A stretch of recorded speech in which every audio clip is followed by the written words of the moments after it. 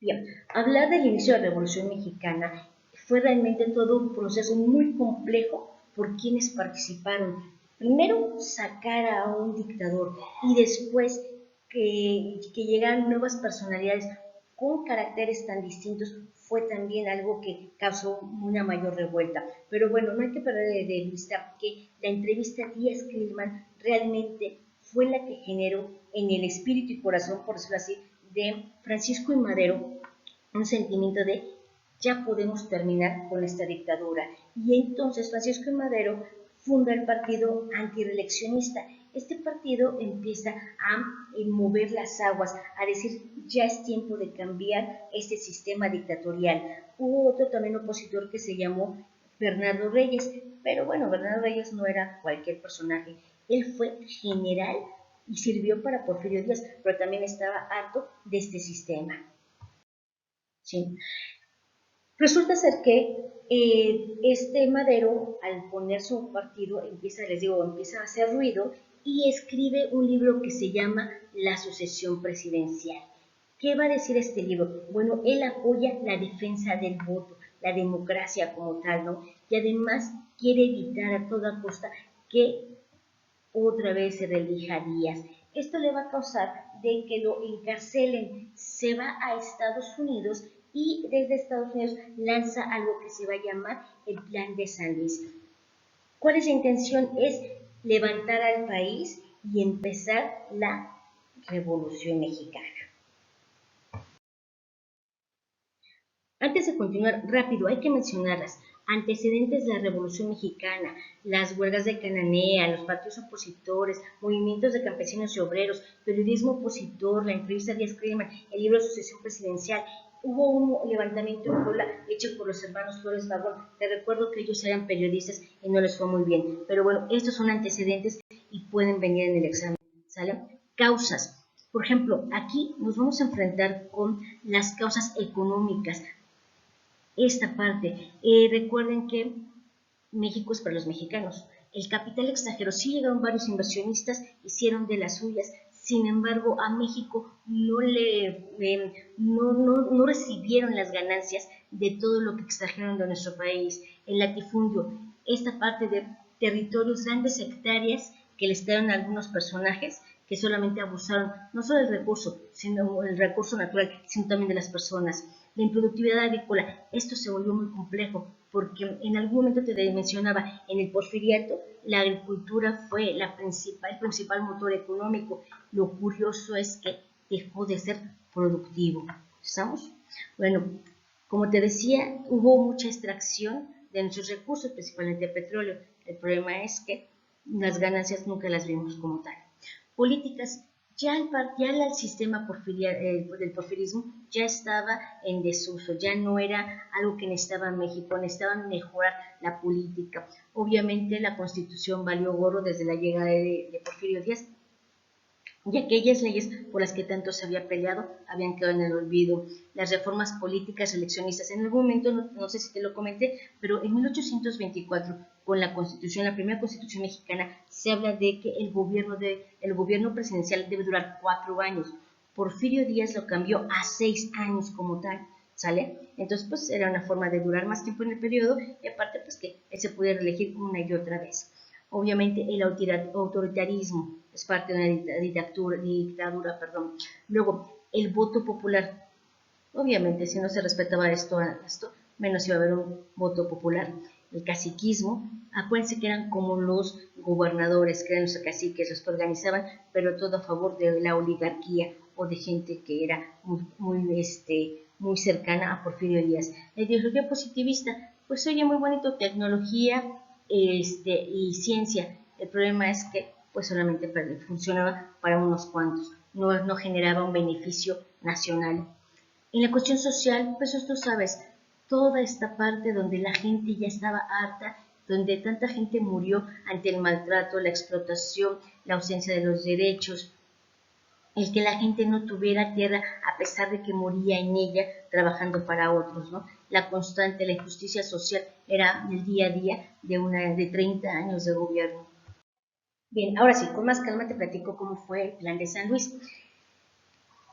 Como te comentaba, Madero es encarcelado, sin embargo escapa y desde Estados Unidos llega a Estados Unidos, ahí es donde escribe el plan de San Luis. Este plan, ¿qué es lo que propone? Bueno, incita a el levantamiento del país. Él, por favor, dice, ya es tiempo que el país se levante el día 20 de noviembre de 1910 como tal, ¿sí? Entonces, ¿quiénes se integran a este movimiento? Pues se va a integrar Emiliano Zapata, Pascual Orozco, Francisco Villa como tal. Y ahorita te platicaré más de ellos. Pero cuando ya Porfirio Díaz ve la situación, dice, no, hay que retomar el plan de Tuxtepec. Este plan que 30 años lo había utilizado para acabar con la reelección de Sebastián de Tejada.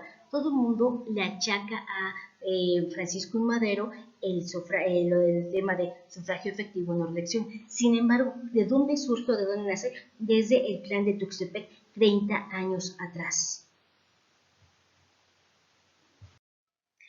Bien, ¿quiénes participan junto con Francisco I. Madero? Francisco I. Madero tenía muy buena intención y tal vez tenía algunos donativos que algunos hacendados le dieron para hacer este movimiento, pero no podía funcionar él solo, así que se le integran a su movimiento tres personajes.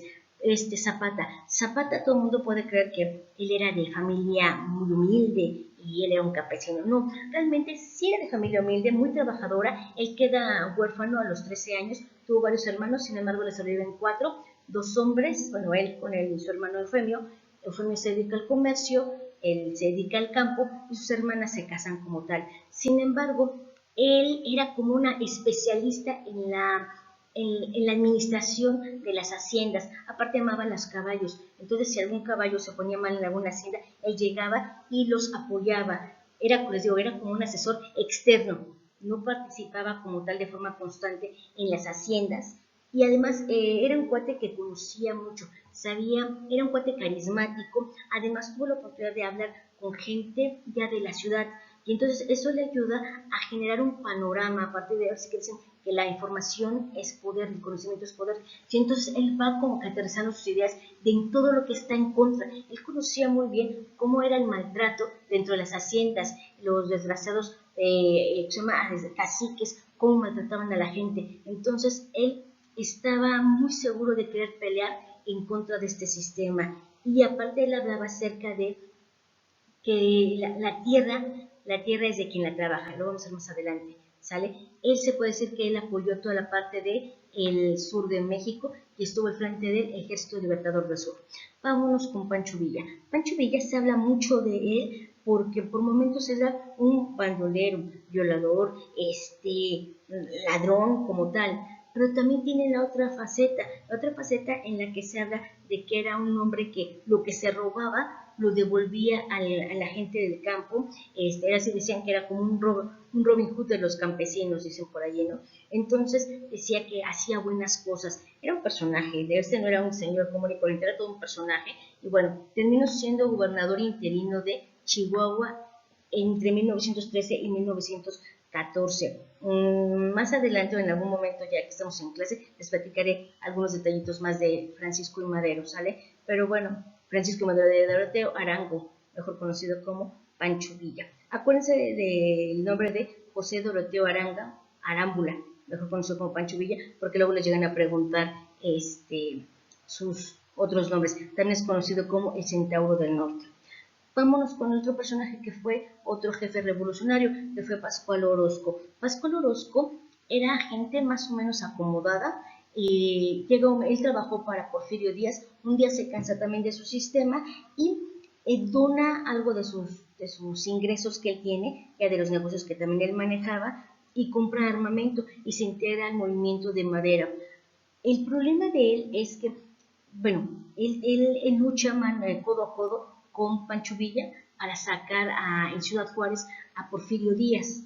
Y pues bueno, hacen una buena mancuerna y se sienten contentos. Sin embargo, ya cuando llega la presidencia de Madero, él ya no se siente como bien querido, como que lo hacen a un lado y termina trabajando para el lado de la oscuridad. Ya lo veremos posteriormente, ¿sale? Entonces no se les olvide personajes importantes: Emiliano Zapata, Doroteo Arango, mejor conocido como Pancho Villa, y Pascual. Bien, Cuando Porfirio Díaz ve que la situación ya es muy grave, él intenta huir y se va a Ciudad Juárez. Pelean sus tropas frente a los ejércitos de los revolucionarios, ya les había dicho, de Pascual Orozco y de Pancho Villa. Finalmente, la milicia porfiriana ya está muy debilitada y no queda más que rendirse como tal. ¿Qué es lo que hace Porfirio Díaz? Termina firmando el Tratado de Ciudad Juárez. ¿Cuál es uno de los puntos importantes de este convenio? Es que él renuncie. Él renuncia y se va del país como tal, ¿sí? Muchos de sus allegados, uno de ellos, importante posteriormente, va a ser Victoriano Huerta, lo acompañan al puerto de Veracruz, donde él se va a Europa como tal. Porfirio Díaz se establece en París y muere en 1915 como tal. Después de la partida de Porfirio Díaz, León de la Barra, que fue el secretario de Relaciones Exteriores durante el porfiriato, toma la presidencia de forma interina y empieza a restablecer toda la política y la estructura social del país. El problema es que empieza a tener conflictos con los revolucionarios. Con quien tuvo un conflicto muy fuerte fue con Emiliano Zapata, ya que Emiliano Zapata, él era muy leal a su causa social. Él exigía el reparto agrario y vivía con el lema de la tierra es de quien la trabaja. Zapata tiene que esperar a que llegue Madero para volver a pelear por su causa. Tras el mandato interino de León de la Barra, se dan las elecciones extraordinarias y entonces en estas ya gana Francisco I. Madero. Al inicio fue todo un gran suceso. Se había acabado con una dictadura, un gobierno de 30 años. Sin embargo, pues como todo buen aspirante a la presidencia, todavía le faltaba mucho por aprender, le faltaban tablas a Francisco I. Madero para poder administrar, gobernar, estructurar, aplacar a todas las fuerzas que donde quiera le echaban pleito, ¿no? Revolucionarios, caciques, expolíticos porfirianos, entonces fue muy complicado. Pero con quien tuvo un gran conflicto fue con Zapata. Zapata ya se había esperado que León de la Barra saliera para que cuando llegara Madero ya le hiciera justicia a su demanda principal, el reparto agrario. Sin embargo, se va a topar con pared. Cuando él habla, Zapata habla con Madero y le dice, ¿qué pasó con el reparto agrario? Por eso yo te ayudé, etcétera, etcétera. Madero le dice, es que acuérdate que muchos de mis amigos son hacendados y no les puedo quitar su territorio. Entonces, aquí es muy fuerte para Zapata y él lanza el plan de Ayala. En este plan de Ayala se habla acerca de el reparto justo de la tierra como tal, ¿no? Era importante para él. Él hablaba de la tierra y libertad.